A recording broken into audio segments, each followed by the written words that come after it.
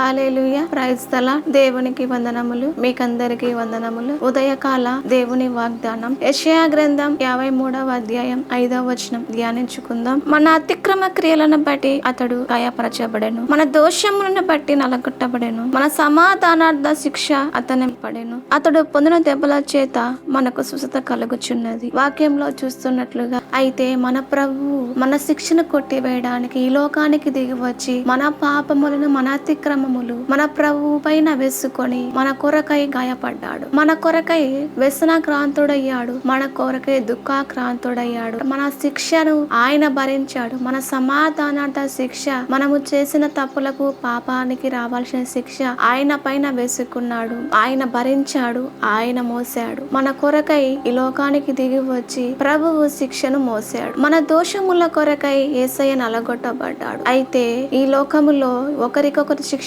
ఎవరు మోసుకోరు, ఎవరు ఒకరి శిక్షను ఒకరు మోయలేరు, ఒకరి శిక్షను ఒకరు భరించలేరు. అయితే మన ప్రభువు ఈ లోకానికి దిగి వచ్చి మన పాపముల కొరకై, మన అతిక్రమముల కొరకై, మన దోషముల కొరకై ఈ లోకానికి దిగి వచ్చి మన శిక్షను ఆయన భరించాడు. మనకు రావాల్సిన బాధను, శిక్షను, అవమానాన్ని ఆయన భరించి పిల్లలమైన మనకు ఏ హాని కలగకుండా దేవుడు భరించాడు. కాబట్టి దేవుడు పొందిన దెబ్బల చేత మనకు స్వస్థత కలుగుచున్నది అని వాక్యంలో చూస్తూ ఉన్నాం. మనకు ఏ రోగమైనప్పటికీ మనకు దేవుడు గాయాల చేత మనకు స్వస్థత కలుగుచున్నది. వాక్యంలో చూస్తున్నట్లుగా రోగాల చేత బాధపడుతున్న మనకు దేవుడు గాయాల చేత మనకు స్వస్థత కలుగుతుంది. ఏ రోగమైనా, అది కుదరని రోగమైనప్పటికీ, అది ఏ వ్యాధి అయినప్పటికీ, చెప్పుకోలేని రోగమైనప్పటికీ మన ప్రభు దగ్గర మనం మొరపెట్టుకున్నప్పుడు, మన పాపములను అతిక్రమం క్షమించమని అడిగినప్పుడు దేవుడు పొందిన దెబ్బల చేత మనకు స్వస్థత కలుగుతుంది. ప్రభువు పరిశుద్ధుడయ్యండి, ఏ పాపము చెయ్యని దేవుడయ్యండి మన కొరక ఈ లోకానికి దిగి వచ్చి మనల్ని రక్షించడానికి, మనల్ని కాపాడడానికి, మన శిక్షను